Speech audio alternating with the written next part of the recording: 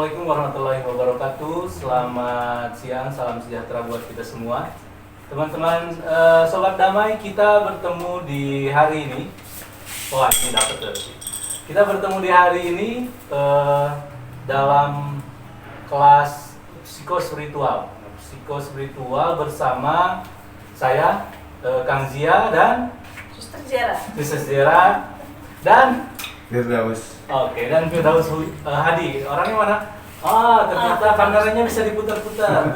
Bagus. Bisa mobile. Bisa mobile. Mutar terus ke sana juga nggak apa-apa sih, Zira. Bisa 360 derajat. Oke, Sobat Damai, terima kasih sudah menonton acara kami di Psikospiritual. Kelas ini menjadi penting bagi Alako Damai karena dia berbicara bagaimana fenomena jiwa yang bergerak di dalam setiap manusia dan dikaitkan dengan keimanan. Kelas ini ada dua sebetulnya. Yang pertama di kelas live IG Alako Damai dan kemudian kelas Zoom. Karena ini perdana, Zoom-nya banyak sekali yang nonton. Di sini ada Bu Rani, ada Bu Anggraini, ada Bu Dewi juga. Terima kasih Mbak Rani. Ada Bang Kamal. Oh, ada Bang Kamal behind Mbak Rani ya. Behind the scenes. Foreign one Mbak Rani. Foreign one. Sobat Damai, kelas psikospiritual ini lagi-lagi kita akan concern bagaimana secara psikologi dan spiritual seseorang bisa berbuat baik, seseorang bisa melakukan hal-hal yang baik dalam mewujudkan perdamaian dari dalam diri sendiri lalu ke orang lain. Namun sebagaimana tradisi dari Alako Damai, kita selalu join partner dengan Komuji Indonesia, Kang Daus. Memuji. Komuji Indonesia dengan tagline apa? Musik inklusi. Nah, silakan Kang Daus untuk memulai ini agar kita santai dalam kelas ini. Kelas ini serius biasanya, tapi sekarang kita bikin santai. Silakan Kang Daus. Oke.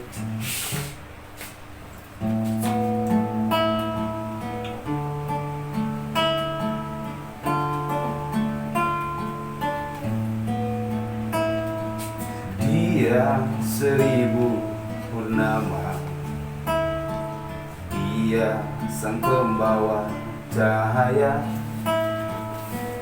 dia sekuntum bunga, dia semesta memujinya.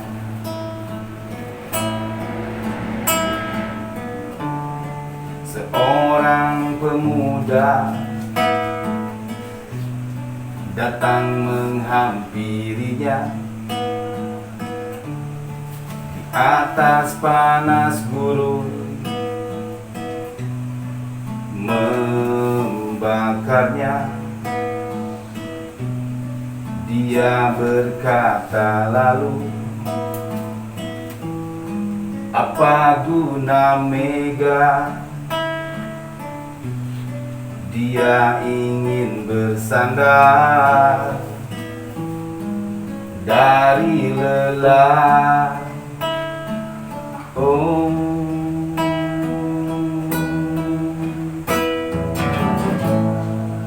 dia mendekapnya dengan doa munajat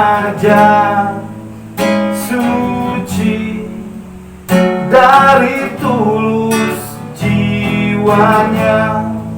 Dia utama terpercaya, dermakan jiwa raganya.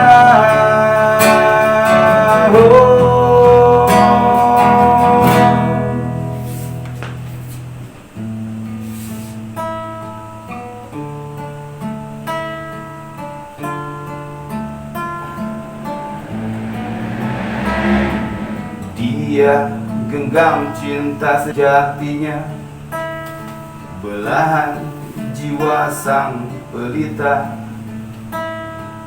Dia perhiasan surga,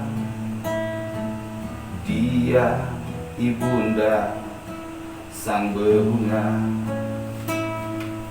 Oke. Terima kasih Kang Gabus. Sama-sama. Itu lagunya apa Kang Gabus? Itu lagunya tentang sejarah. Oke, ternyata sejarah menarik sekali. Oke, teman-teman sekalian, Sobat Damai, juga teman-teman yang ada di Zoom dan live IG, kita akan langsung saja. Sejarah ini hal yang sebenarnya bagi kami psikospiritual mungkin sesuatu yang baru ya, kita sajikan dalam model seperti ini, ada musiknya dan sebagainya. Dan sebenarnya psikospiritual itu apa sih sejarah? Itu pertanyaan paling mendasar, apa itu psikospiritual? Kenapa katanya ke saya? Belum. Nanti saya tanya ke Suster Tiara. Oh, boleh. Gimana kalau gitarnya suruh ngomong? Oke, silakan sejarah. Sebetulnya ya, sejauh saya tahu, arti lagu Daus tadi sangat menarik. Ya. Untuk mengerti lagu ini, kita perlu hidup spiritual. Kalau kita tak akan mengerti. Saya kurang Kenapa? paham. Bagian itu. Kenapa saya katakan ini? Kalau kita lihat manusia keberadaan manusia, existence manusia, kita bisa katakan bahwa dibentuk dengan 7 lapisan. 7 lapisan. Tubuh, nafas, pikiran, intelek, memori, ego, dan soul. Ya, roh. Jadi kalau tubuh kita bisa lihat, oke, ini dia seperti ini, tingginya seperti ini. Kita dibentuk dengan hal-hal material. Untuk mengerti ini gampang, kita bisa lihat eksternalnya, kita mengerti. Tapi kalau kita pergi ke lapisan lain, misalnya tadi saya cemas, Zoom sudah mulai on time, pernafasan saya lebih cepat. Tapi kalau saya tenang, pernafasan saya tenang. Seperti Akasha yang bayi kamu, ketika dia tidur, sadar aja pernafasan dia tenang, karena ini nafas. Ya. Jadi nafas katakan siapa diri kita, bagaimana diri kita. Nah, lapisan lebih dalam, pikiran. Hanya Anda tahu dan saya tahu apa yang kita pikir. Kadang-kadang kita sendiri tidak tahu kita pikir apa. Misalnya, saya duduk di sini, kok tiba-tiba saya ingat satu kejadian yang terjadi, satu peristiwa yang terjadi mungkin 10 tahun yang lalu. Saya kan terkejut, kok kenapa saya pikir itu? Jadi, atau ketika orang berdoa, orang bilang, saya tak doa karena saya punya banyak pikiran. Saya katakan, it's okay. Biar pikiran masuk, karena pikiran bagian doamu. Biar pikiran datang. Coba pikiran, mind. Lebih dalam lagi, kita lakukan apa dengan mind? Bagaimana kita bisa training mind itu? Perlu intelek. Nah, tapi ini juga termasuk dengan memori. Saya punya memori apa? Untuk menjaga memori itu ada satu lapisan dalam diri kita, ego. Misalnya saya mau memori saya kalau lihat positif ya, waktu saya kecil misalnya saya naik kuda, ini positif, ini memori positif gitu. Nah, tapi ego saya kalau ada kuda lewat rumah saya tidak akan loncat duduk di atas kuda, ini ego akan bantu. Nah, yang paling dalam itu soul. Nah, apa terjadi dalam soul itu? I am love, I am peace. Saya adalah kasih, saya adalah belas kasih, saya adalah bahagia. Kita tidak bisa masuk dalam proses-proses yang paling dalam kalau tidak ada spiritualitas. Jadi ini psikis, yang soul itu punya makeup kita yang psikologis. Nah, kita tidak akan mengerti ini kalau tidak ada spiritualitas. Nah, kalau kita pakai spiritualitas untuk mengerti yang paling dalam itu, ini disebut psikospiritualitas. Ini singkat ya, Pak Zia ya. Oke. Nah, lapisan-lapisan itu memang memiliki fungsi tersendiri agar terhubung ke dalam yang tadi disebut dengan psikospiritualitas, atau itu hanya terpisah ego, Enggak. memori, Orang yang intelek? kita sebut orang matang Ya. atau kita sebut orang itu sempurna, holistik, orang yang bisa pakai itu tujuhnya lapisan. Lapis tadi. Semuanya dalam harmoni. This is, kalau this is bahasa Inggris, this is itu is-nya rasa lega, tenang, kalem. This is kalau tidak rasa tenang dan kalem. Jadi kalau ini ada masalah dengan 7 lapisan ini this is. Jadi sekarang karena COVID ya, apa masalahnya? Breath. Orang itu nggak bisa nafas dengan nafas. baik gitu. Nafas. Jadi pasti tidak yang 6 yang lain tidak dalam harmoni. Jadi kita perlu 7-7-nya dalam harmoni.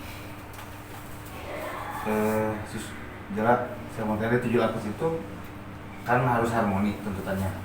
Itu ada nggak yang memimpin dari 7 lapis itu? Yang memimpin dan yang dipimpin, atau semuanya equal? Itu harus hadir dalam diri kita dan berrelasi, berhubungan secara harmoni. Ya, bukan soal pemimpin atau tidak. Ini keberadaan kita. Ini eksistensi kita. Kita exist sebagai manusia karena kita punya 7 lapisan ini. Ya. Ini kita bisa katakan dengan kata yang lain, definisi manusia. Seorang manusia ini definisinya, bahwa kita punya 7 lapisan ini fakta hidup ya. Bahwa ini ada dalam diri kita. Nah, lapisan yang paling luar sejarah, Luar sejauh mana dia mempengaruhi? Karena kan itu kan tadi kita berbicara pada internal di dalam ya. Sebagian besar mungkin di dalam ya. Tetapi sejauh mana yang di luar ini tadi jasmani kita, fisik kita itu mempengaruhi 6 yang lain mungkin. Karena kan Tubuh. dibentuk oleh tubuh itu. tubuh seperti gini ya. Sering saya mau tanya kembali lagi pertanyaan mungkin pada peserta Barani yang setia sama Zoom ya, Barani ya. Saya mau tanya,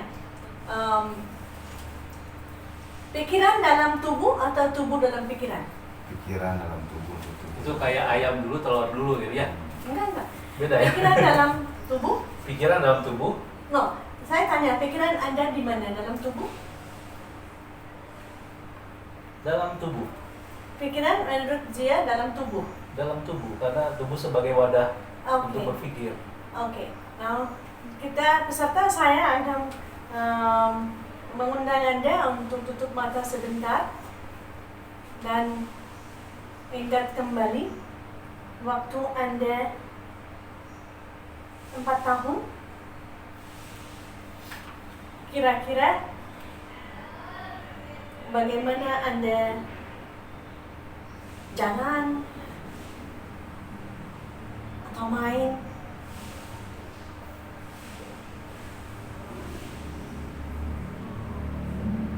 Loncat 10 tahun, 14 tahun.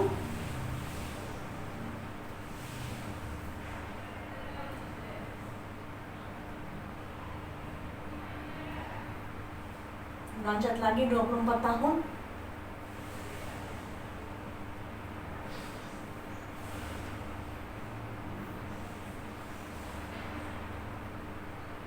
Melihat bentuk tubuh Anda.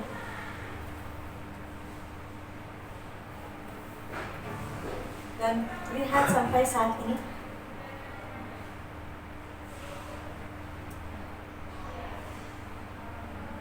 Bagaimana Anda lihat tubuh Anda, bentuknya apa? Anda harap seperti apa? Mungkin Anda mau berdandan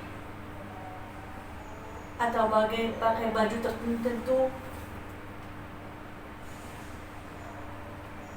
Anda bisa membentuk tubuh Anda.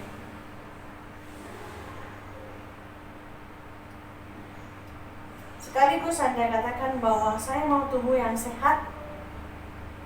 Saya tak mau sakit, saya mau sehat. Saya tak mau stres, saya mau tenang. Saya mau relax. Dan seterusnya. Sekarang Anda boleh buka mata. Oke. Jadi sekarang tubuhnya di mana, Mas? Ya. Di sini. Di sini. Dalam dalam apa yang pikiran. kita lakukan tadi. Di dalam Ya, dalam pikiran juga. Dalam pikiran. Jadi tubuh kita dalam pikiran. Oke. Tubuh kita dalam pikiran. Bagaimana katanya ya? Tubuh itu seperti lilin, seperti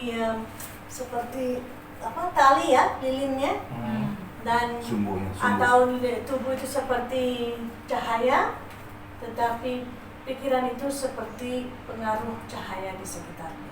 Yang ngerti nggak? Yang glow, Oh, yang glow api di mungkin sekitar. maksudnya. Tubuh Berbeda. seperti lilin atau lilinnya. tali lilin, Oke. ya. Dan mind is the glow. Oke. Oke. Oke. Ya. Jadi Ini dan ini mempengaruhi rohnya. Jadi kan kalau mati tubuhnya mati tapi rohnya free.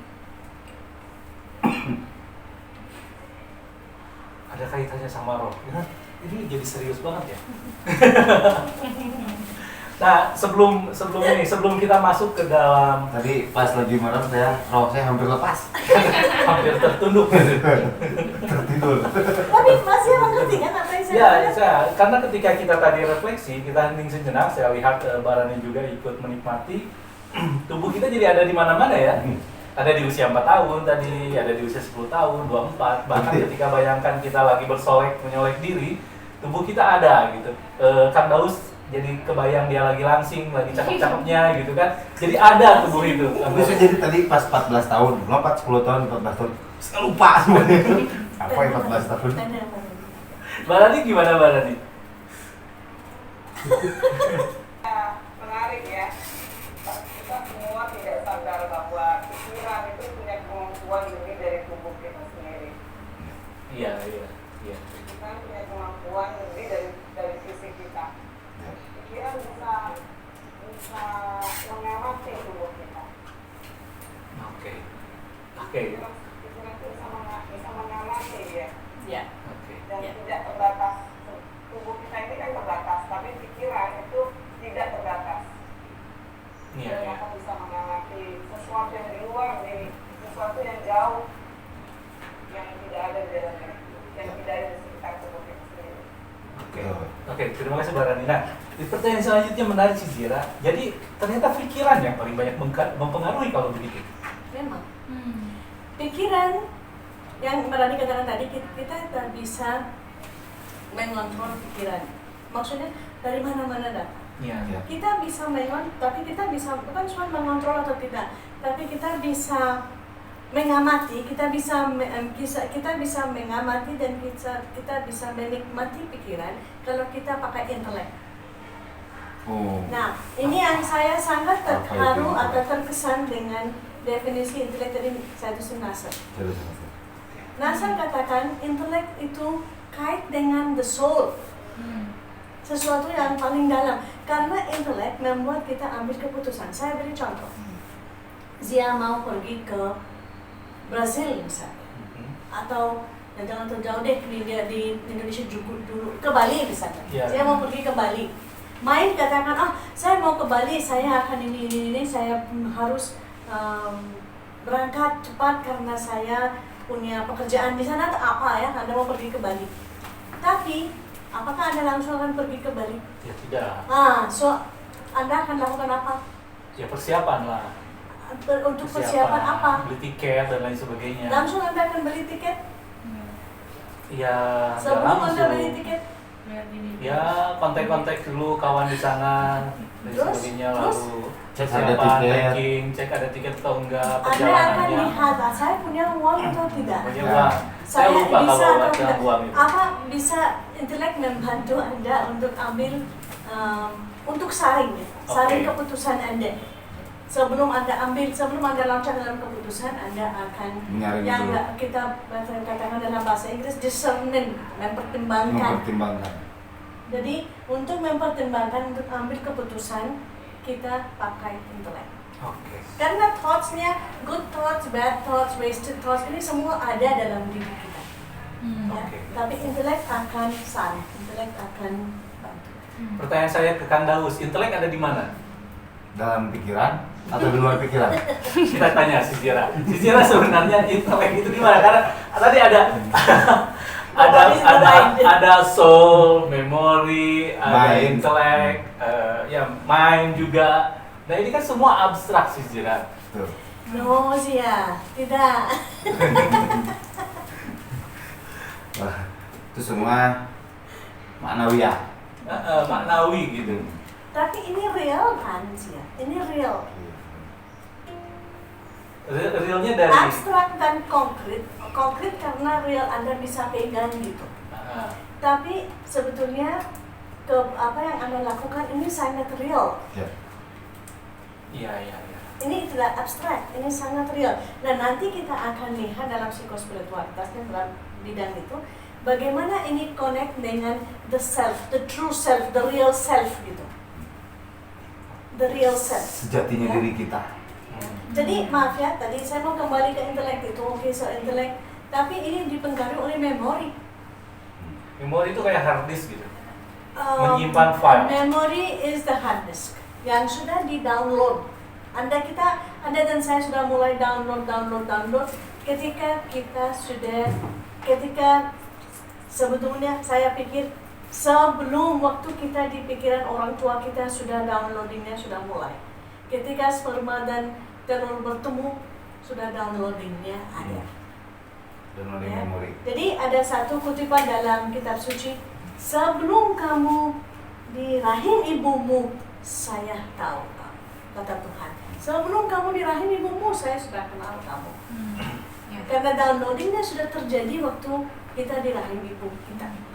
Ya. Ini fakta. Kita tidak bisa katakan, oh ini terjadi pada orang ini atau orang itu. Enggak. Ini fakta. Iya. Mungkin Ustaz Daus. So memori ya. Iya, ini kaitannya dengan di Muslim ada ya Ustaz Daus ya, tentang 4 bulan itu kemudian diturunkan apa? Ditiupkan ruhnya lalu Proses- ditentukan apa aja? Proses embriologi Hah? di Quran urutannya awal dari segumpal darah, terus dikasih jadi segumpal darah, segumpal daging. Lupa lagi saya urutannya. Oh iya. Saya panggil Ustaz tiba-tiba lupa kenapa? Saya lupa. Jangan panggil saya Ustaz. Panggil saya. Ya yang 4 itu loh. Ya selain itu ada juga yang 4 ditentukan rezekinya. Oh. Ya kayak gitu. Pertama Itu kan mendownload. Jadi rezeki, jodoh, kebahagiaan, pati, bagja, cilaka, casundamanya itu sudah di-download. Kayak gitu mungkin ya. Secara di dalam agama mungkin salah satunya itu. Apakah itu termasuk memori di sana? Iya. Tapi kenapa kita lupa? Ya, karena kita sudah mengasah memori kita. Oh. Ini perlu spiritualitas. Karena kenapa lupa? Kalau kita masuk ke dalam diri kita akan tahu hidup spiritual kita, rohnya. Ini kita kembali ke memori-memori yang saya bisa katakan tentang diri saya sendiri ya. Saya ingat waktu saya retret. Pertama kali waktu saya 30 hari retret. 30 hari yang diem gitu. Keluar. Saya ingat hal-hal yang terjadi waktu saya 2 tahun, 3 tahun. Ya. Ketika dalam keheningan itu. Begini, tadi si Zira statement Sobat Damai, statement yang menarik dari si Zira ini adalah bahwa downloading memori itu sudah dilakukan bahkan sejak dalam rahim ya. Namun si Zira di Islam ya, saya tahu kalau di Islam itu ada bahwa ruh itu pernah ditanya tentang siapa Tuhanmu. Kemudian dia menjawab Tuhanku adalah Allah. Nah, apakah sejauh itukah yang disebut memori? Kalau jika memang sejauh itu kenapa kita lupa gitu? Rumi Okay. Rumi pernah katakan bahwa the soul has a memory, punya memori. Memorinya apa? Bahwa saya datang dari Tuhan dan saya mau kembali ini apa sih? Dan saya mau kembali ke haus untuk kembali ke Tuhan. Betul kan? Terus dalam Islam kalau saya tidak salah, zikir itu sangat penting. Iya. Kenapa zikir itu penting? Untuk membuat pikiran kita peka terhadap kita punya Tuhan loh. Zikir kan artinya ingat. Ingat, memori untuk menguatkan Ya. memori. Betul kan? Iya. Jadi ini yang apa? Kalau kita punya ini lingkaran dari Tuhan, the arc of descent, Oke. turun. Kita tetap haus untuk kembali ke Tuhan, the arc of ascent. Ya. Jadi apa perjalanan hidup kita seperti itu dalam lingkarannya. Kita datang dari Tuhan dengan memori bahwa kita datang dari Tuhan. Sepanjang hidup kita di dunia ini, Ya. kita hidup dengan memori ini bahwa saya datang dari Tuhan dan saya mau kembali. Karena saya punya memori itu, saya kembali ke Tuhan. Mungkin saya mau tanya Pak Daus dan Pak Zia, kenapa sih kalian sholat? Tuh. Kenapa kalian sholat? Kenapa kalian sholat? Karena Kamu dulu deh. Sholat di dalam pikiran, untuk pikiran di dalam sholat. Bagaimana kalau cukup berpikir aja sholatnya? Nah, coba. sholat karena kita Kenapa? yakin ada Tuhan Tuhan. somewhere. Ya. Ada Tuhan gitu. Ya, sholat itu kan jalan untuk mengingat, mungkin itu ya. Ya gimana? Karena disuruh. Karena terpaksa. Tadi saya pikir orang yang seperti ini ya. Dia suruh. Saya sempat ngobrol sama dia. Karena disuruh ustaz. Kan kalau di Islam tuh ada yang wajib, ada yang sunnah, ya. Seandainya sholat 5 waktu itu nggak wajib, kira lo bakal sholat 5 waktu nggak? Nggak kan? Cari yang sunnah. Gue. Oke, Sobat Damai, ada jika kita coba pikirkan dengan baik ya, psiko spiritual. Psiko artinya dia jiwa, memori dan lain sebagainya. Spiritual itu kaitannya dengan iman. Nah, apabila hal itu disatukan, maka bagaimana caranya? Mungkin gitu ya, maksudnya si Jera, pengetahuan fenomena yang muncul di dalam diri kita terkait dengan 5 lapisan tadi. 7 lapisan 7 lapisan. tadi, dan itu kemudian kita kaitkan dengan Tuhan, dengan memori tentang Tuhan. Mungkin itu salah satu kajian dari psikospiritual. Iya. Iya, Betul. Karena 7 lapisan ini sebetulnya ini mutlak, hadir. Oh, oke. Ini hadir. Kita tak dapat apa saja kita dapat. Dikasih semuanya. Semuanya gratis, Gratis. mutlak. Kita dapat itu. Nah, setiap orang dibentuk dengan psikis sendiri, dengan jiwa sendiri. Nah, yang saya katakan tadi, kita tidak bisa menikmati jiwa itu kalau kita tidak bisa lihat. Saya katakan, kalau kita tidak bisa lihat dengan mata hati atau spirit dari roh, ya, dengan roh kita sendiri. Karena ini semua akhirnya kembali ke yang gampang aja. Saya adalah kasih, saya adalah damai, saya adalah belas kasih. Masalahnya kita lupa identitas kita, eksistensi kita dan identitas kita lupa. Kita pikir kita dapat kasih dari luar, kita pikir kita dapat bahagia dari luar. Enggak, saya adalah kasih, saya adalah dari dalam.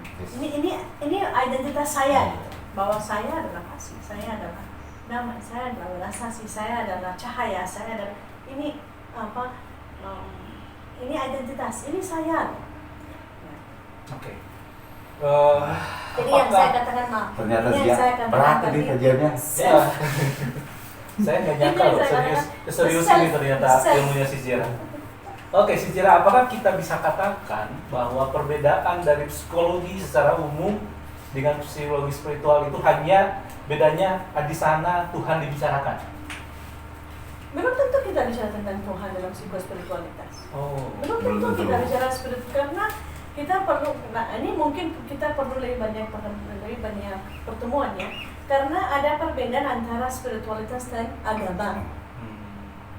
Ya, misalnya spiritualitas seperti air yang mengalir gitu. Agama itu wadah untuk menerima air. Oke. Ya. Atau spiritual seperti air hujan misalnya, dan agama itu wadah yang untuk menerima air hujan. Menampung. Oke. Jadi belum tentu kita bicara tentang Tuhan gitu sebagai nama Tuhan, belum tentu. Tapi dalam spirit ya, Anda dan saya sebagai orang beragama yakin bahwa dalam spirit Tuhan itu hidup. Ya. Dan kita perlu membedakan antara agama dan spiritualitas. Oke. Daus, silakan. Berat. Saya cuma ngomentar aja saudara. Kalau misalnya tadi psikospiritualitas ini juga psikospiritual ini tidak melulu membahas tentang Tuhan dalam artian definitif, berarti Tuhan secara definitif sebagaimana yang diyakini oleh setiap agama. Yang tadi kan kata saudara Umi pernah ngomong bahwa spiritualitas itu seperti sungai yang mengalir, banyak kampung yang dilalui oleh sungai itu. Mungkin di kampung ini ada Katolik, di kampung ini ada Muslim, dan itu semua teraliri oleh air tersebut. Jadi ketika nyampe di kampung Katolik itu persepsi spiritualitas menurut Katolik itu sendiri, padahal dari sumber air yang sama. Mungkin seperti itu maksud Suster Jera, nggak melulu kita ngomongin agama, ngomongin ketuhanan itu nggak melulu bisa disamain dengan obrolan spiritualitas. Gitu. Atau mungkin saya mau berikan kata yang lain. Tuhan menciptakan manusia. Kalau kita pakai sebut Tuhan, Ya. Tuhan menciptakan manusia. Dia menciptakan semua semesta alam, dan bahagia. Tuhan bahagia. Dan dia katakan ini baik. Ketika dia menciptakan manusia, dia katakan sangat baik. Manusia itu sangat baik. Karena Tuhan menciptakan serupa dengannya. Ya. Jadi Tuhan sudah puas karena saya sudah memberi kepada manusia yang ciptaan saya, bagian diri saya sudah puas. Ya. Setelah dia menciptakan manusia. Jadi ketika Tuhan menciptakan manusia, harapan Tuhan bahwa kita seperti dia, become like him gitu, become like her atau become like Tuhan gitu ya, nggak perlu gender ya, become like Tuhan gitu, betul kan? Ya. Setuju nggak? Jadi ini spiritualitas itu untuk setiap hari kita kembali ke diri kita sendiri, mencicipi sebetulnya siapa diri kita, menjadi seperti Sang Pencipta. Ini saya bisa katakan dengan sederhana ya. Oke. Karena Agar kita kembali. kita diciptakan oleh dari Tuhan. kasih. Kasih. Jadi saya perlu kasih, mengasihi. Ya. Jadi Dan kalau agama hanya dan Wadah. agama itu jalan, wadahnya. jalan Wadah. untuk menuju Tuhan. Sementara spiritualitas itu tetap Dan agama itu kasih tahu sama kita bagaimana bisa menjadi orang yang bisa mencintai orang lain. oke. Nah, pertanyaan selanjutnya, apakah spiritualitas itu perlu agama atau tidak?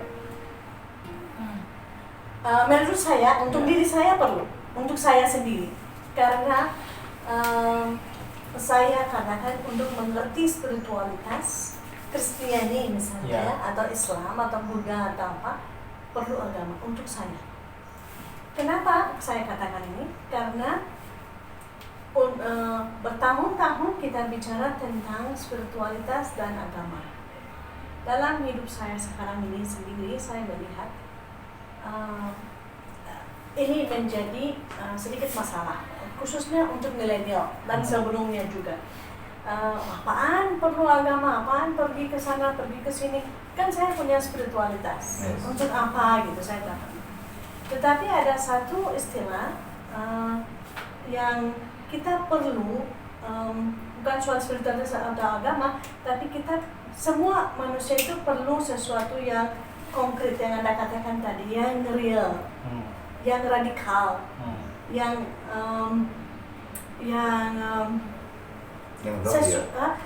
sesuatu yang bersimbol, saya bisa lihat gitu. Ya, tanda gitu. Dan ini sebetulnya dalam agama Katolik, saya yakin dalam Islam dan yang lain ada, kita sebut ini sakramental. Sakramen itu satu tanda, yang sakral gitu, ya, sakral. Nah, jadi kalau manusia kita sebagai manusia kita bisa berhenti dengan spiritualitas dan agama saja. Kenapa? Karena sekarang dengan COVID-nya, ya. Sebetulnya apa yang orang tidak mau lakukan secara alami kita sudah dapat izin, tak perlu pergi ke gereja, tak perlu pergi ke masjid, tak perlu ini. Kita sudah dapat izin untuk melakukan hal yang mereka sebut dulu spiritualitas. Mengerti nggak? Tapi begitu spiritualitas ada apa? Ada sesuatu yang lebih yang kita perlu kalau dipakai kerangkanya ontologis misalnya ya, ini saya pura-pura pintar aja gitu ya. Bisa nggak kalau agama itu eksistensinya? Pintar udah kamu pintar banget. Silahkan bicara. Agama itu eksistensinya, simbolnya harus ada bentuknya gitu ya, Iya. ada eksistensinya, ada apa? Ada wujudnya. Nah, Spiritualitas esensinya, bisa nggak seperti itu saudara? Spiritualitas? Esensialnya, hakikatnya, agama adalah substansi. eksistensinya. Tuhan esensinya. Hah? Tuhan adalah esensinya. Esensinya. Kalau berarti substansi mungkin. Spiritualitas bisa nggak substansi dari agama? Bisa dikatakan seperti itu nggak? Bisa. Dan ekspresinya adalah Ekspresinya itu agama. Eksistensinya itu agama. Agamanya agama apapun ya, misalnya agama Islam atau Katolik, itu eksistensinya, esensinya tentang ketuhanan. Tapi sebentar ya, maaf ya. Bisa Saya mau nggak? kembali ke topik kita. Enggak, ini Ini spiritualitas, spiritual. ini bagian dari fenomena spiritual. Dimana sekarang orang, ya saya udah spiritual tapi nggak perlu agama. Kalian berani pasti pusing ini dengan kita. Enggak, saya mau nanya malah. Sebenarnya kita tanya, karena ada satu lagi narasumber ada di dalam laptop ini. Mbak Rani, bagaimana, ada tanggapan nggak? Apa itu? Yang tadi, yang kita lagi debat, lagi diskusi tentang agama, apakah perlu, kalau sudah ada spiritualitas, apakah masih perlu agama? Mbak Rani sendiri punya statement apa? Atau pencerahan buat kita-kita nih, sebagai mediator? Saya tidak menyangka seberat ini. Spiritualitas, kalau kita membedakan agama dan spiritualitas kan di setiap agama pasti ada sisi spiritualnya. Itu yang sering kali yang ada kita menggunakan istilah the heart of religion. Jadi Iya. setiap agama itu ada spiritualitasnya. Jantungnya itu ya, intinya itu. The heart of religion. Betul. Tapi masalahnya sekarang kita seringkali hanya berhenti di agamanya. Kita berhenti di sana. Gitu. Agama itu kan selalu membicarakan peraturan, membicarakan disiplin, membicarakan simbol-simbol. Tapi kita tidak memaknai secara dalam dari spiritual dan dari simbol-simbol itu. Kita berhenti di peraturannya. Jadi setiap agama punya peraturan-peraturan sendiri. Jadi agama Islam punya peraturan, itu yang kita katakan syariat itu. Nah, setiap agama punya syariat masing-masing. Oke. Tapi kalau kita melihatnya secara syariat beda-beda, tapi begitu kita melihat spiritualitasnya, semua sama aja. Oke. Pasti ada titik temu begitu. Oke, terima kasih Mbak Rani. Kata Mbak Rani di laptop ini, Sobat Damai, bahwa hati jantung dari agama adalah spiritualitas. Nah, spiritualitas itu dan spiritualitas itulah kemudian yang mengantarkan kita kepada Tuhan. Seperti itu. Tapi Ya, tetap gimana? pertanyaannya, Pertanyaannya gimana? kalau kita sudah memegang spiritualitas, perlu agama nggak? Itu pertanyaannya itu. Bagi sejarah perlu, tetap perlu syariat, perlu jalan yang Itu ekspresif. Apa eksistensinya, ekspresif? eksistensinya itu bentuknya, bentuk sakramental. Kita sholat misalnya kan? Iya, Sholat. iya. Mungkin itu yang Gimana karena sejarah? orang sejarah. Kan kita tahu kan, mungkin kamu lebih tahu dari saya ya tentang syariatnya. Syariat mana ini? Syariat dalam Islam. Kan lebih tahu kan? Belum tentu. Belum. Saya Islam dia pakai syariat Musa saya.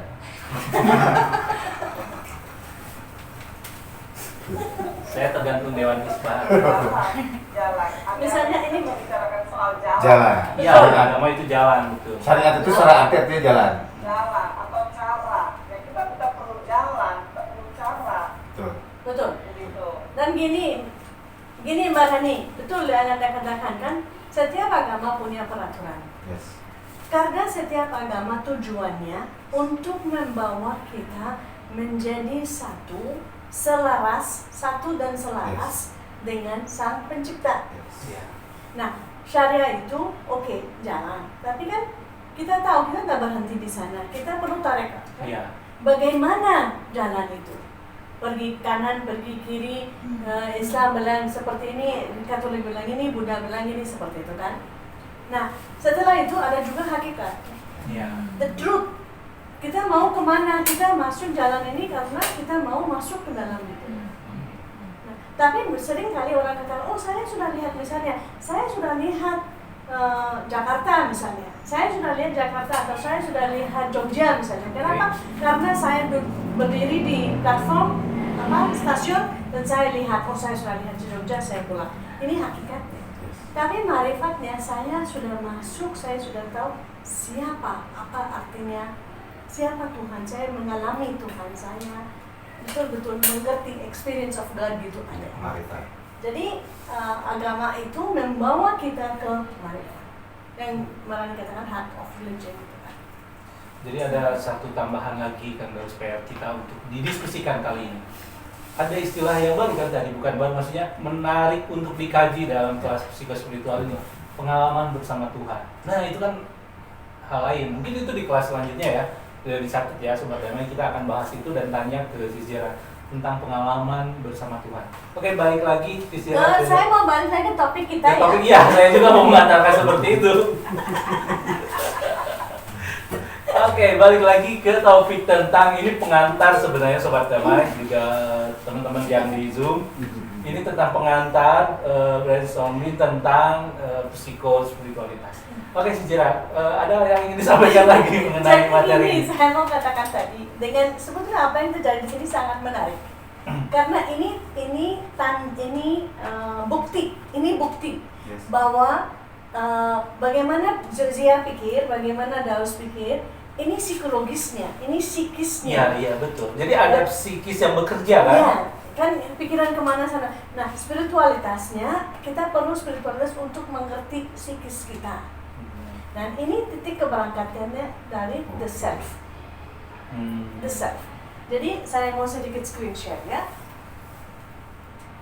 Oke, teman-teman Sobat Damai, untuk kelas selanjutnya, jika tertarik untuk masalah ini, diskusi ya, dalam rangka kita diskusi kajian,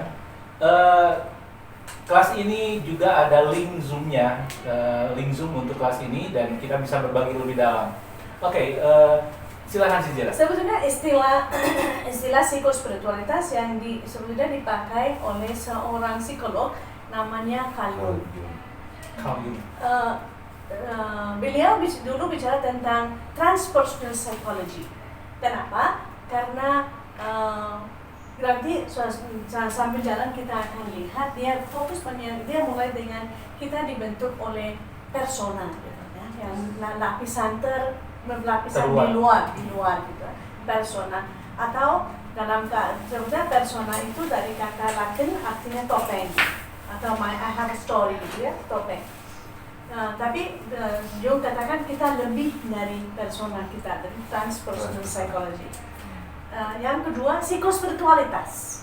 Untuk mengerti apa yang di belakang persona itu psikospiritualitas. Dan synchronicity. Sinkron, banyak hal terjadi dalam dunia kita sudah sinkron. Gitu. Ya. Seringkali manusia bicara tentang kebetulan. Oh ini kebetulan ini terjadi ya. Tapi sudah zinc. Mungkin Anda lihat dalam HP Anda zinc dengan laptop.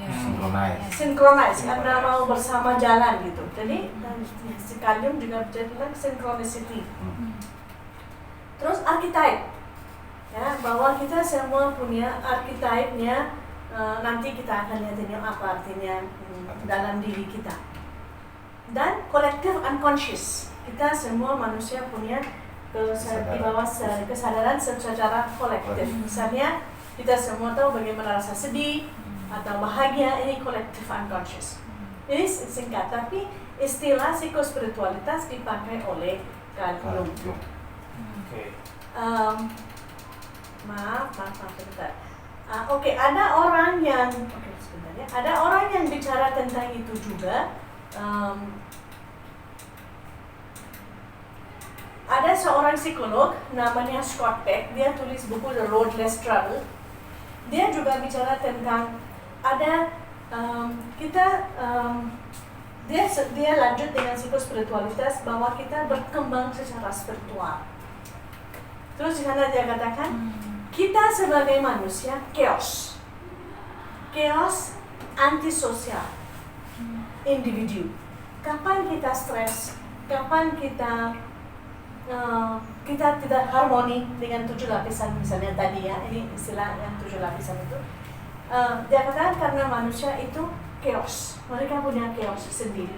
Nah, bagaimana untuk menghadapi chaos dan antisosial itu sebagai individu, kita perlu berkembang secara spiritual.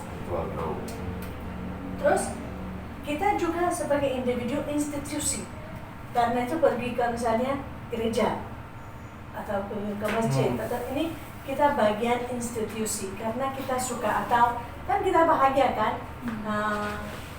Daus dari Komuji misalnya, institusi.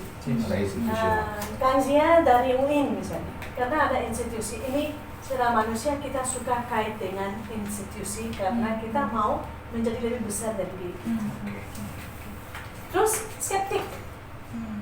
Kita, ini bisa nggak sih? Ini benar nggak sih? Enggak, saya tak percaya nih. Kita sebagai individu sangat skeptik. Kita juga mistik. Kita juga mau bersatu dengan sesuatu yang lebih luas dari kita. Mistik komunal.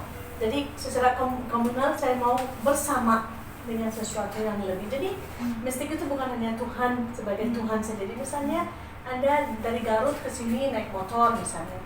Terus Anda lihat matahari terbenam. Anda dan As menjadi satu. Ini mistik komunal. Atau waktu Anda lihat bayi Anda tertawa dan sesuatu terjadi dalam diri Anda, ini mistik komunal. Yang berkaitan dengan yang lain. Apakah Tidak itu harus fenomena alam, manusia lagi? Ya, Anda bisa jadi atau bisa jadi dengan yang lain atau bisa jadi sudah ada intrinsik. Anda tiba-tiba rasa bahagia tapi kenapa ya saya bahagia? Tidak ada alasan. Tidak ada sebab. Tidak ada sebab. Ini mistik Kalau komunal. bahasa Inggrisnya itu terujuk-ujuk. Jerman itu. Oh, Jerman. Oh gitu ya, saya tak tahu itu Jerman. Nah, ada seorang mistik. Ini seorang mistik namanya Hildegard von Bingen. Dia seorang perempuan karena saya tidak mau semua ini hanya laki-laki ya. Oh ya, saya setuju. Jadi saya pilih dia juga. Dan dia juga katakan bahwa kita punya apresiasi, manusia punya apresiasi untuk aspek-aspek mistik dalam hidup kita. Mistik itu bukan roh halus ya. Mistik itu sesuatu yang Jung katakan transpersonal psychology. Ya. Atau ada satu orang lagi seperti ini, Mother Earth, spiritualitas bumi.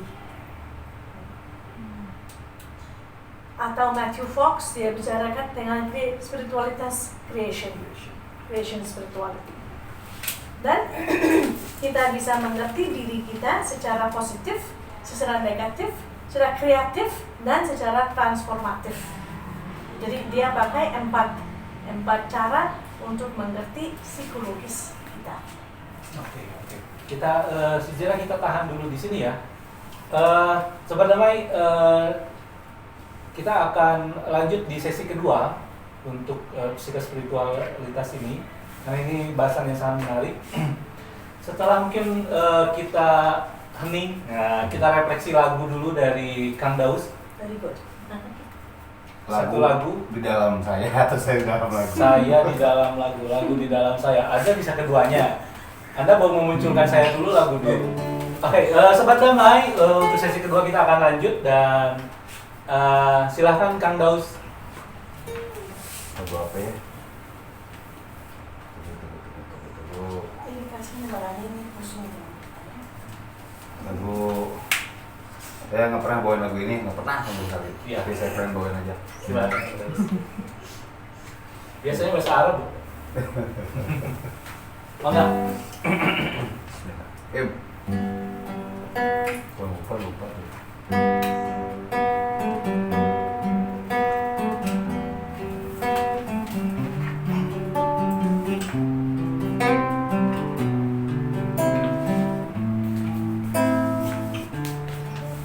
Agak yang sedang seperti menyendiri, tapi nyatanya dia tidak sendiri.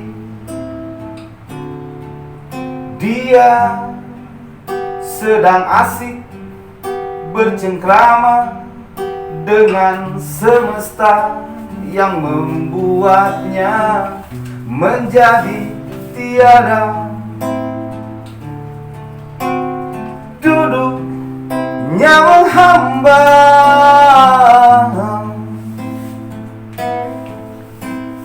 duduk dalam danau air mata.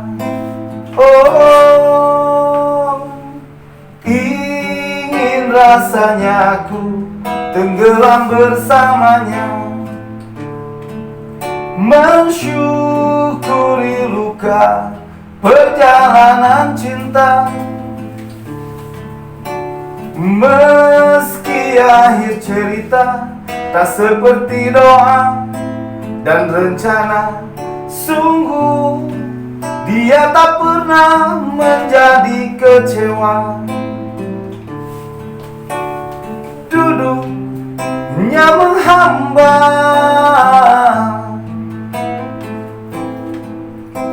menghamba hanya pada Sang Maha saja.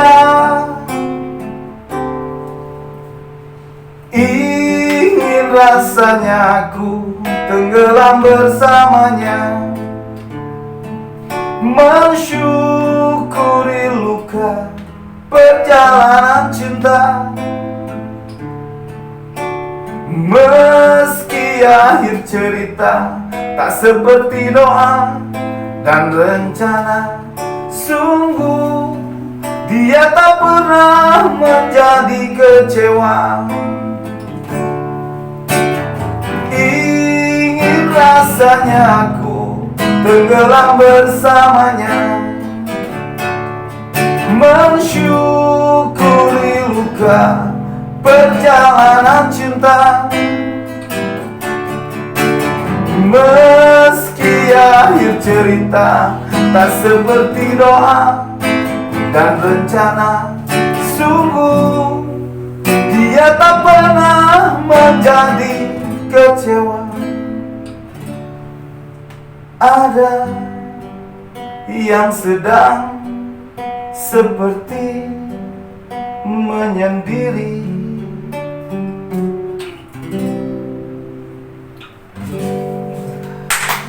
Luar biasa sekali, Zera. Ada spiritualitas di sana. Lagunya Kang Panji Sakti. Oke, lagunya Kang Panji Sakti. Oke, sebelum kita lanjut ya di sesi kedua, mungkin bisa say hello Kang Daus, siapa saja yang nonton? Tadi saya nggak dari pertama tadi itu ya. Ada Kang Doni. Kang Doni ini pemain bass. Oke, Kang Doni. Doni Pratiwa, pemain bassnya Marvels. Ada artis dong. Oh, ada artis dong, ini artis. Kang Doni artis. Iya. Halo. Ada juga nih pemain teater, Lita Arofu, ini pemain teater setahu saya. Ada Kang Mulki, ada M. Gibran, ada Paulinus Daily, Oh, dan yang pasti ada siapa ini? Sandrina 313. Oke, Tapi nggak ada yang bertanya. Oke, Belum ada yang bertanya. sama, habis pertanyaan sama kita. Karena terus terang di psikospiritual juga, walaupun ini kajian yang menurut saya fresh, saya baru, karena apa? Ada dua psikologi sama spiritualitas bakal beda. Ada dua terminologi yang dipertemukan. Menurut saya ini fresh buat ditawarkan dikaji dan dipaparkan lebih detail nanti oleh saudara. Oke. Terima kasih Sobat Damai udah join bersama kita di pengantar psikologis, dan jika teman-teman masih tertarik, kita akan di sesi kedua kita akan siaran lagi untuk melanjutkan di pengantar ini. Oke, terima kasih, sampai jumpa. Oke, langsung aja. Oke, Boleh Sisira, kita lanjut ya? lanjut aja. Karena Ini masih. Oke. Ini sudah ke tenaga gizi di sini berhenti aja. nggak apa-apa, kita perlu ini. Tapi mereka tadi saya lihat. Nggak, kita lihat di sini kan online. Oh, ini lagi. Bukan, mereka tadi lihat screen saya kan. Kan nggak ada yang nonton dulu ya. Oke. Bentar ya.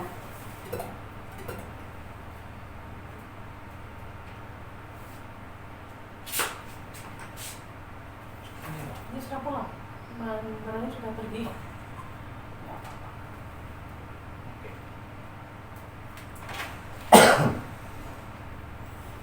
Oke, sudah. Jadi tapi kita tetap screenshot ya. Lagi nih, live lagi nih. Ya.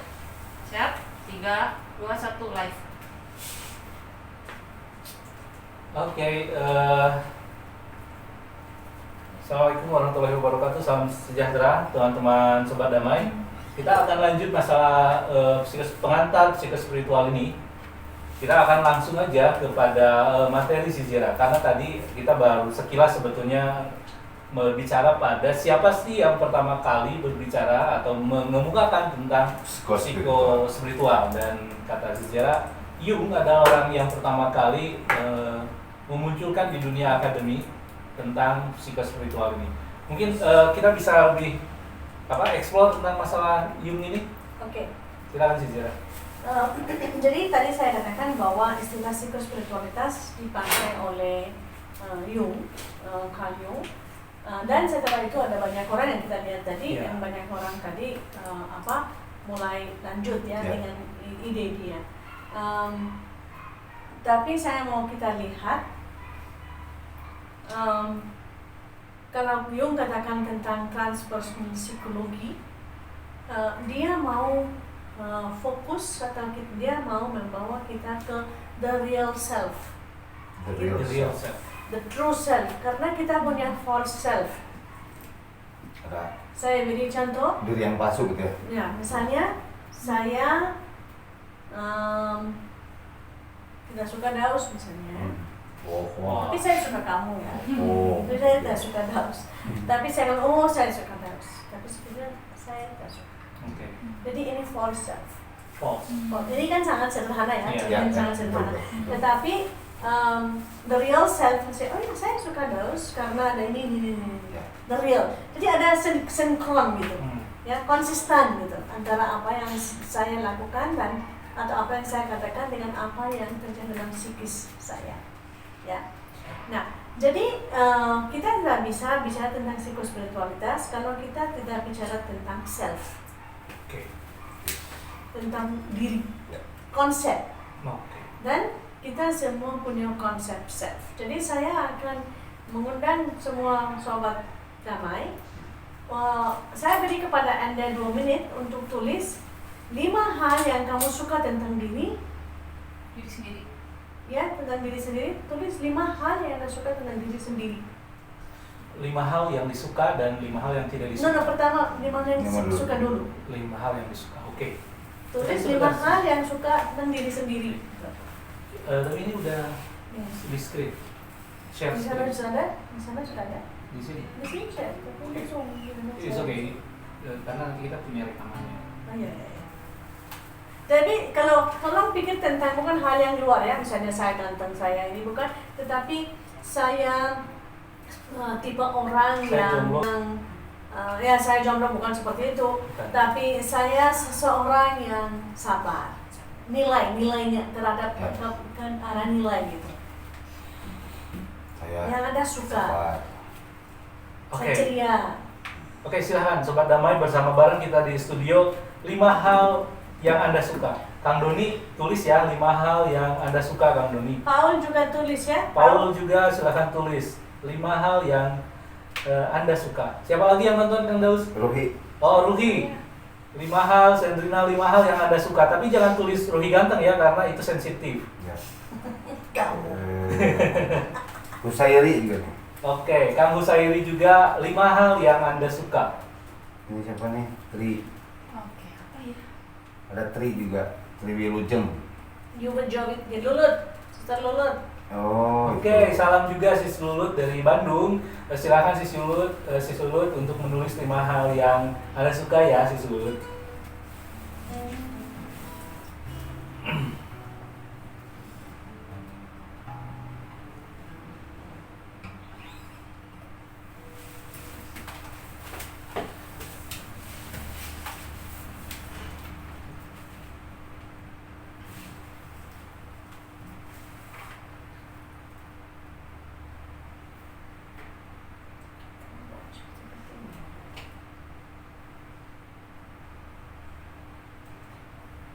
Sudah, sekarang tulis 5 hal yang Anda tidak suka tentang diri. 5 hal yang tidak suka ya. Dari diri kalian. Tapi diri sendiri ya, bukan Ya. tetangga gitu. Ya, diri sendiri. But yourself. Oke.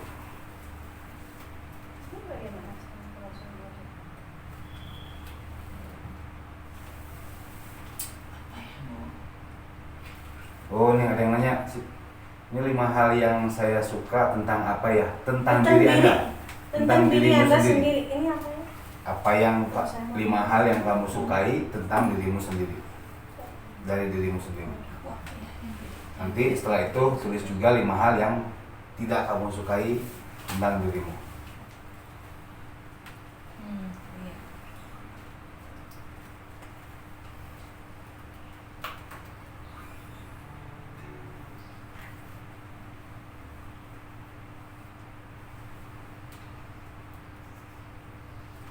Saya tidak suka kalau saya malas.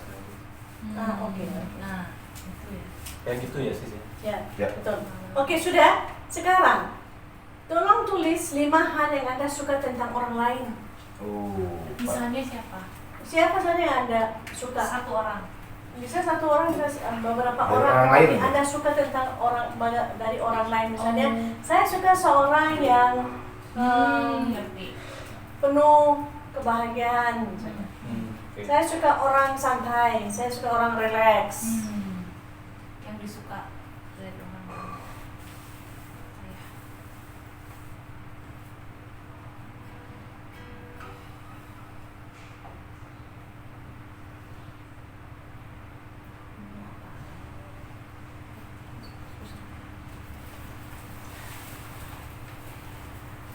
Kepada Ruhi, tolong jangan sebut nama saya ya. Dan 5 hal yang Anda tidak suka dengan tentang dari orang lain. Dari orang lain. saya nggak suka orang lain lebih pintar dari saya. Saya tidak suka kalau adik saya merasa lebih cakep. Eksternal. Oh, eksternal. Internalnya.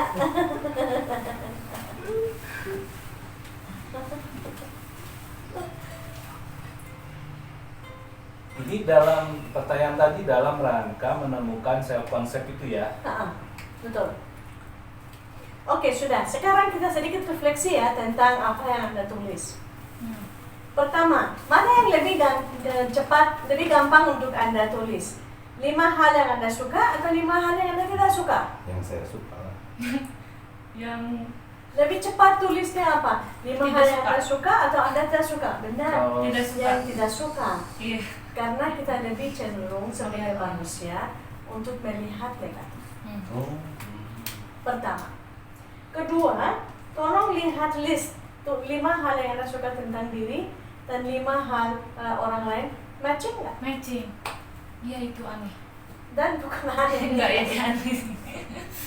Dan 5 hal yang Anda tidak suka dengan diri dan daripada orang lain, matching nggak? Kurang lebih. Iya, matching. Nah, Matching.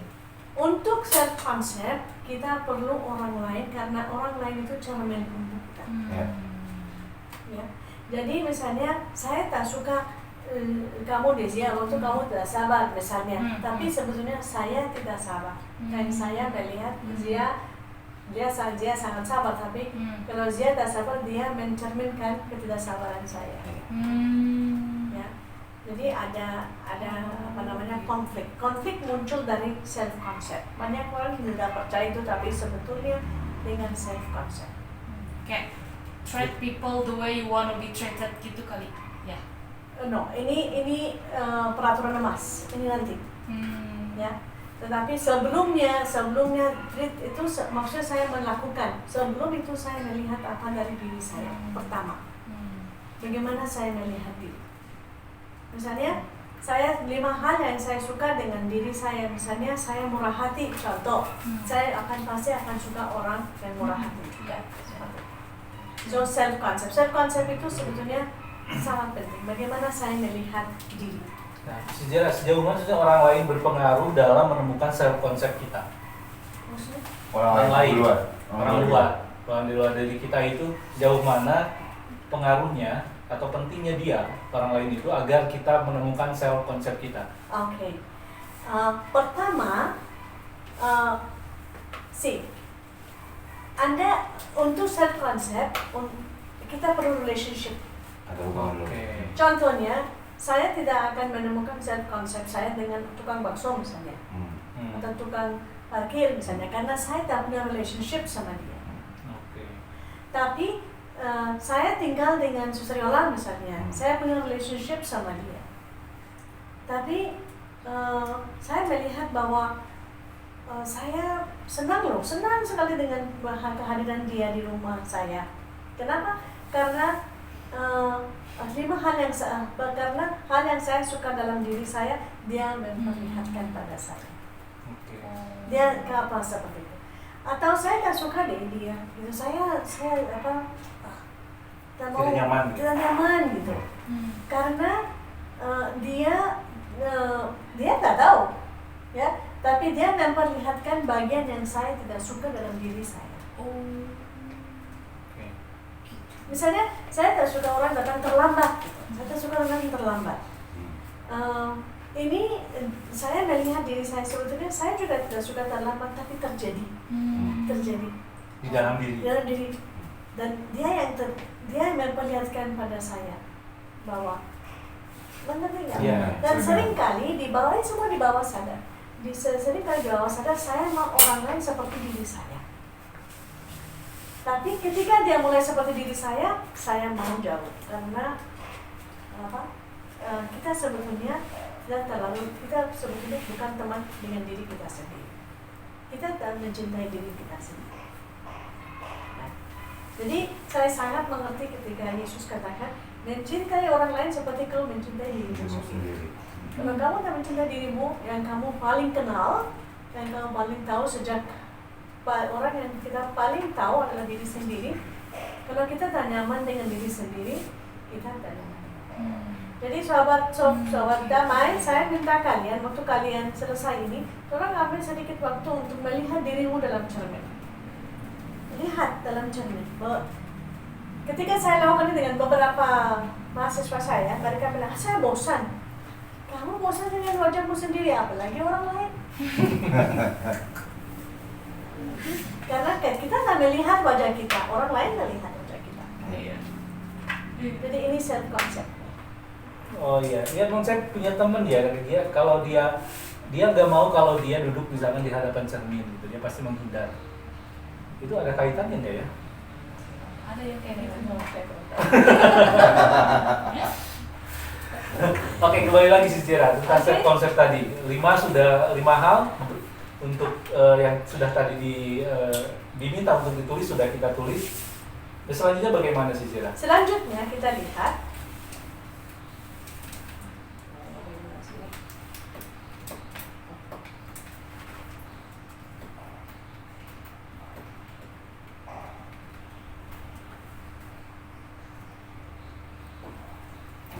pada dasarnya 5 hal yang saya suka, 5 hal yang saya gak suka. Ini hanya salah satu cara untuk mulai kenal diri.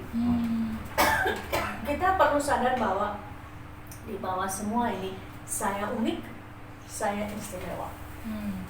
Saya sendiri terhadir. Ini bukan gengsi, ini bukan sombong, tapi ini yang saya percaya. Ini saya. Ya, ini. Nah, ini secara psikologis, secara spiritual, karena saya ciptaan Tuhan. Self-esteem. Tuhan tidak akan menciptakan hal yang tidak spesial. Ya. No, self-esteem nanti. Beda lagi ya? Nanti.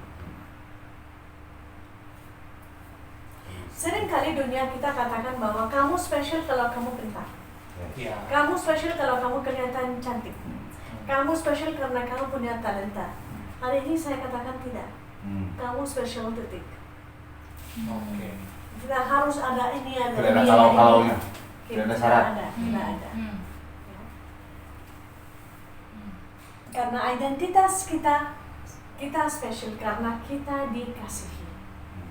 Karena saya adalah saya, bukan karena kualifikasi.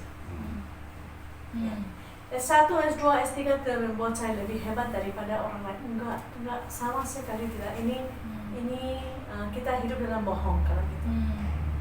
Ya. Bukan diri kita sebenarnya ya. Bukan. Saya mengundang Anda semua nanti. Tolong tulis sedikit satu paper. Kita akan pintar tulis paper. Tulis paper tentang dirimu sendiri.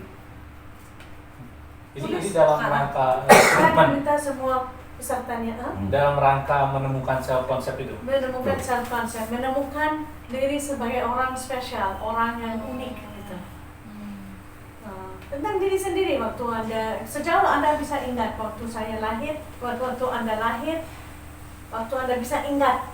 Atau kalau Anda dengar dari ibu kamu bagaimana Anda lahir, kelahiran Anda misalnya waktu Anda sekolah, sebelum sekolah, SMA, SD, SMP, SMA dan mana apa saja.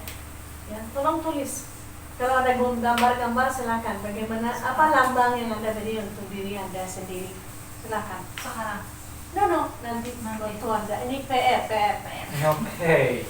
Jadi Oke. mungkin ini kita berhenti di sini terakhir Oke. ya.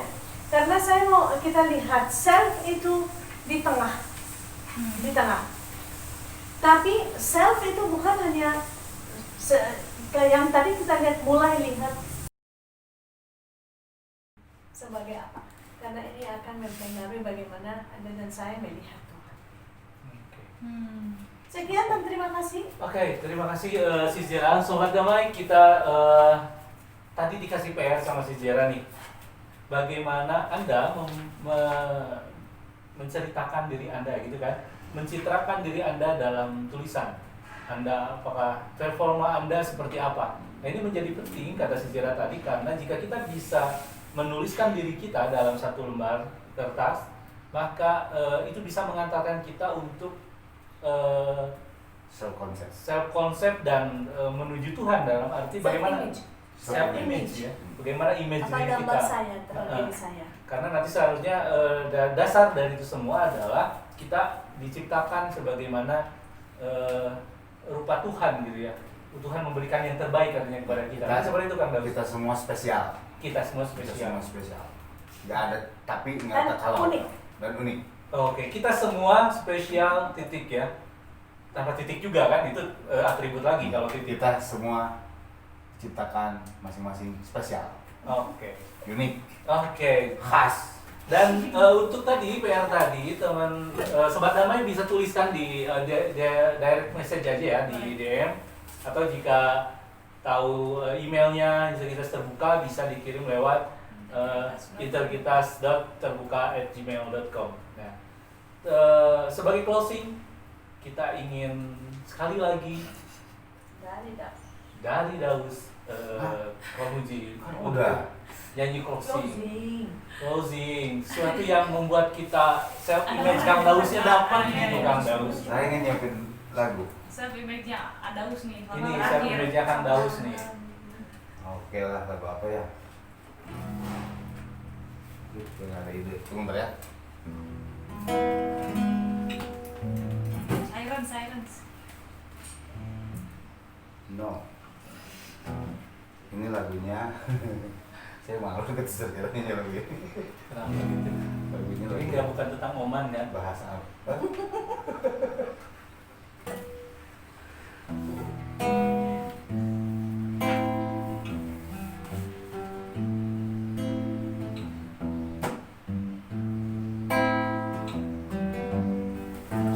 Yeah, sunshine, where else is gone? Only darkness every day. Yeah, sunshine, where else is gone? This house just ain't no home. Anytime she goes away. Wonder this time where she's gone. Wonder if she's going to stay. Yeah, sunshine when she's gone. This house just ain't no home. Anytime she goes away. I know, I know, I know, I know, I know, I know, I know. Hey, you're living your thing alone, but ain't no sunshine where she's gone. Ain't no sunshine where she's gone. Only darkness every day. Ain't no sunshine where she's gone. This house just ain't no home. Anytime she goes away. Anytime she goes away. Oke, terima kasih Kang Daus. Terima kasih Sobat Damai yang sudah menonton. Mungkin di sini juga waktu sudah mulai gelap. Saya Kang Zia, Dan Suster Jera. kemudian Kang Daus. Firdaus. Oke, sampai jumpa di kelas psikospiritual selanjutnya. Assalamualaikum warahmatullahi wabarakatuh. Salam sejahtera dan tetap sehat, jaga jarak dan tetap berkah hidupnya ya. Bye.